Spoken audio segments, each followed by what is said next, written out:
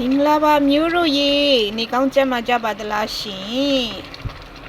မင်းရဟင်းကောင်းလေးတွေချက်စားကြမယ်ရှင်ကွမ်းကွီချက်နေရနေကြိုးစိုးလိုက်ပါတယ်ဒီနေ့ကတော့ထူးထူးထွေမဟုတ်ပါဘူးရှင်အလောက်ကပြန်လာဈေးဝင်ဝယ်လာပြီးတော့ကြောက်ဖြုံဒီနဲ့ကြက်ရိုးနဲ့ချက်နေတာပါမနေ့ပြန်ထမင်းဘူးအတွက်ရဲညစာအတွက်ရဲချက်နေတာပါစင်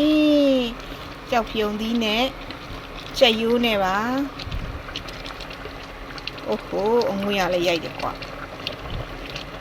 ချက်ပြုံလေးနဲ့ကြက်ရိုးနဲ့ချက်ပါတယ်ပြီးတော့ဒီမှာကကြက်သားစီရန်လေးပါထမင်းဘူးအတွက်နဲ့ဒီညစာအတွက်ပါစင်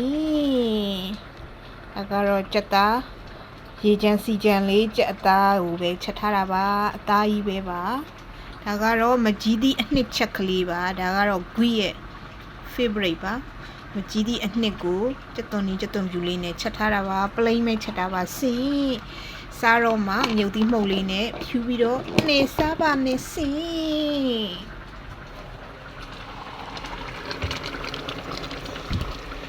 စုံလို့ရောဘာတွေချက်စားပြကြလဲ Gui ကတော့လွယ်တဲ့ဟာလေးတွေပဲချက်စားနေပါတယ်စီအချိန်နားရက်ကြမှာပဲအချိန်ရရင်ရတယ်လို့စီကပကုံးလေးတွေချက်ပစ်တာပေါ့နော်လှုပ်ဆင်းရတဲ့ရက်တွေဆိုရင်တော့ဒီလိုပဲဖြစ်တယ်လို့လေးချက်စားပါတယ်ကဲနောက်တစ်ပတ်နားရက်မှာပြန်တွေ့ကြမယ်မျိုးတွေအားလုံးကိုချစ်တယ်အဘွား